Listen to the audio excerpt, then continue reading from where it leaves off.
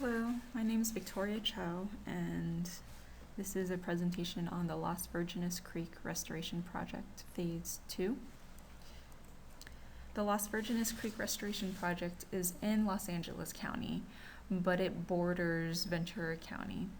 So you can see that green line dividing the map in half. That's the border of LA County to the east and Ventura County to the west. And this is all in California. The restoration project is a significant wildlife corridor to the Santa Monica Mountains, which is below, that leads to the Pacific Ocean. And above it is the Simi Hills and continuing on to the Santa Susana Mountains. Here's a close-up map of the Las Virgenes Creek Phase 2 restoration project site. It's located in City of Calabasas, Los Angeles County, California. And to the north, you can see a major freeway, the 101 freeway, that's cutting through the creek and therefore cutting through a wildlife corridor. The yellow pin is dropped right on the creek itself, and you can see the thin, very thin this line, which represents the riparian corridor for the creek. And to the left and to the right, this creek is surrounded by residential development, and that caused a lot of issues for the creek habitat and the creek itself, such as the fact that this creek is now deepened with slopes really high, so that when flooding occurs, it would stay within the creek and not flood the surrounding residential communities. Other issues include water quality, as the storm drains are diverted and enter directly into the creek itself. So this creek is pretty degraded, considering how close it is to a residential community. Here's a close-up of the Las Virgenes Creek site, where the most restoration efforts are required. The left picture shows you standing on the Las Virgenes Creek Road and looking down into the creek. You can see on the other side residential communities right next to the wildlife corridor or the stream corridor. So you can see that on one side is residential housing, and on the other side where you're standing is the road. So this creek is being really constricted and constrained. Hence why the slopes are extremely large and the channel bottom is really deep compared to the top of the road. The problem is that there's a bridge culvert that goes across the creek, and you can see that in the middle picture and the top right picture. When constructing this bridge, they built a concrete bottom for about 50 feet on either side of the bridge. Well, this created a huge fish passage drop structure, more than 4 feet of a drop as soon as the concrete ends and the native sediment and soils begin. It's hard to take a picture and tell because there's a lot of vegetation there, but there's a drop structure there. Other problems associated with this creek is the storm drain system that just directly dumps into the creek, and you can see a representative pipe on the bottom right picture where this is all over the creek, just pipes extending out of the slope and directly into the creek. So given all these problems, the City of Calabasas is spearheading the restoration project for this site. This site in particular is designated a priority for restoration in the Calabasas Master Plan as well as the Watershed Master Plan.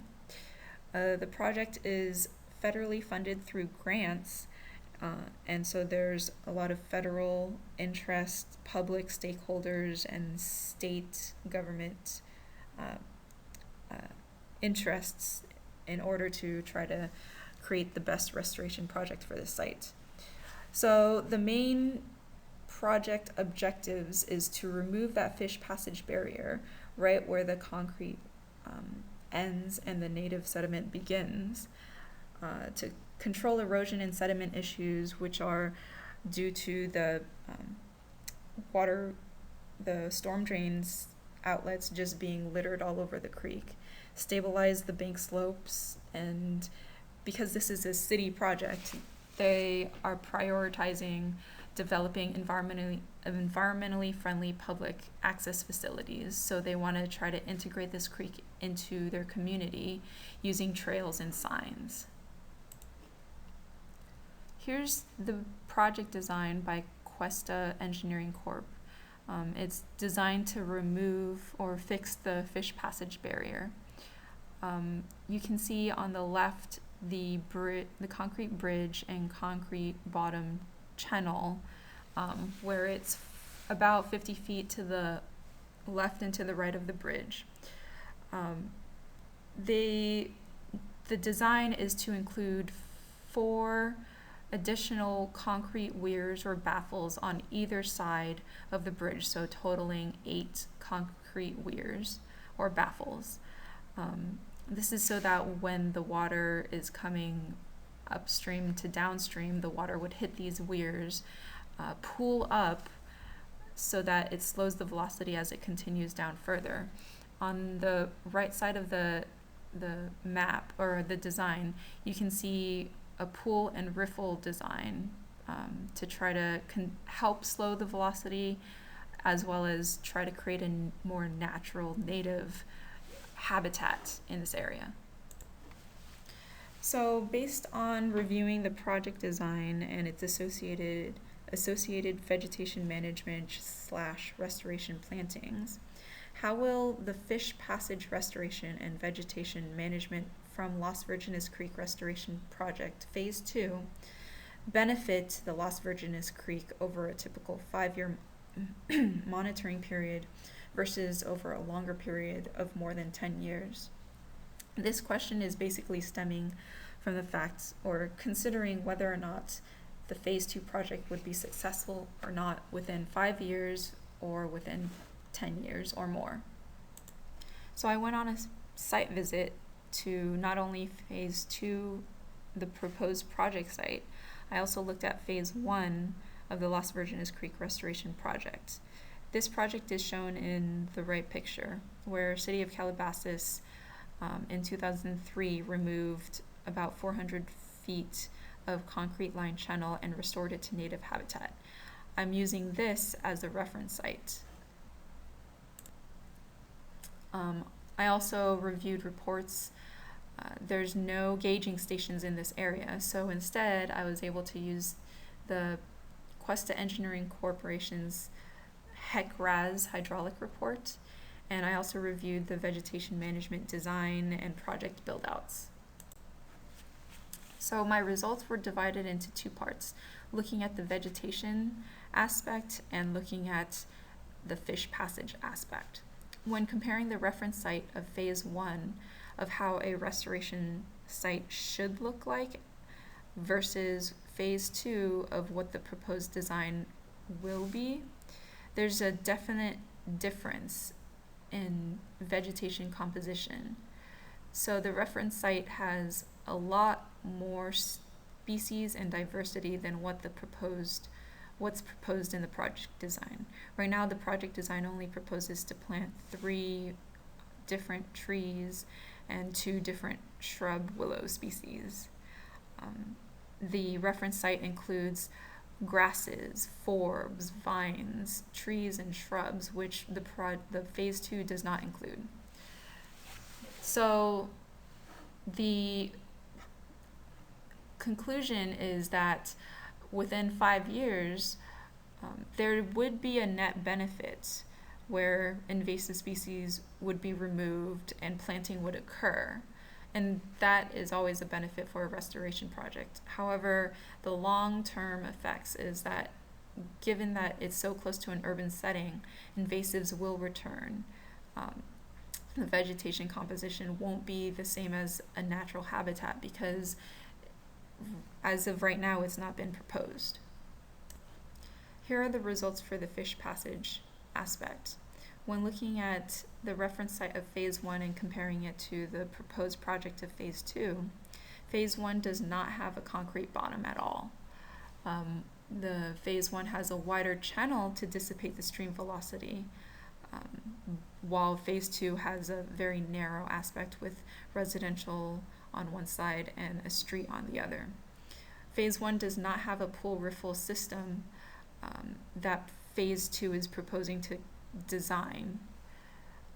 So the 5-year effects of the Phase 2 is that it's going to be a net benefit with removing the drop structure, the 4-foot drop fish passage barrier. There's also a benefit of creating a pool riffle habitat in the Phase 2 to reduce stream velocity and scouring effects. However, if we look at it at a long-term effect, more than 10 years down the line, this pool and riffle habitat will move downstream because of the fact that the Phase 1 does not have a pool riffle system that closely together, while the Phase 2 is designed so that there's a pool and riffle just a few feet away from each other. However, it's a benefit that the concrete baffles or weirs are going to be embedded into that concrete bottom. So that will always be a benefit to reduce the velocity and help reduce the scouring effects. So the conclusion for the Phase 2 restoration project is that overall there would be a net benefit, especially for the 5-year short-term period. That's because the contractors will do their job within those 5 years. They will remove invasive species and they will plant plants. The concrete baffles / weirs will be a permanent structure to reduce the stream velocity and reduce scouring effects. For the long-term, over 10-year period, success would be reduced because there is no long-term maintenance or management strategy. So recommendations include having that maintenance long-term in perpetuity for trash and invasives.